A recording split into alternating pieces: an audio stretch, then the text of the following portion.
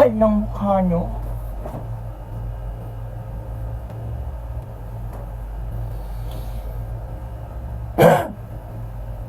May pamanoran tayo, guys. Diba? Na-anticipate na kasi ni Secretary Remulla ang mga mangyayari. Si Bato, super buga. Si Amy Marcos, super buga. Nonchalant nga lang si Alan Peter Cayetano. Yun yung abogado. O, alam nyo na.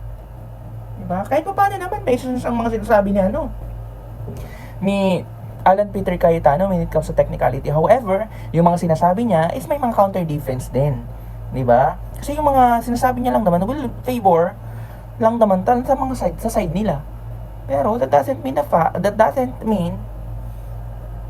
tama na kayo or otherwise.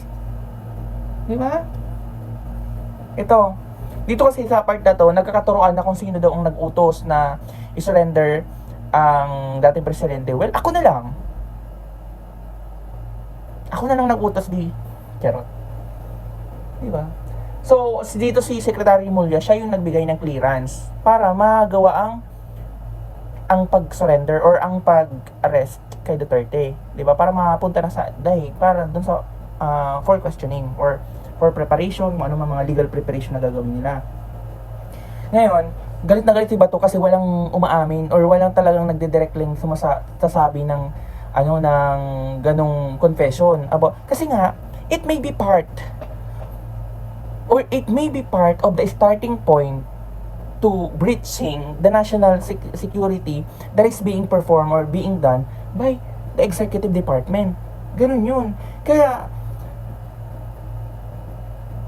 gigil na gigil talaga yung si Senator Bato and then Senator Aymin ipalabas sa mainstream media na mayroon dapat silang sisihin na isa. Tapos ang i-point out nyo na hindi namin gusto na mag-inflict sa mga nanonood na gusto namin na kami ang manalo. Talaga ba? Oh, ito. So, General Bill, are you lying?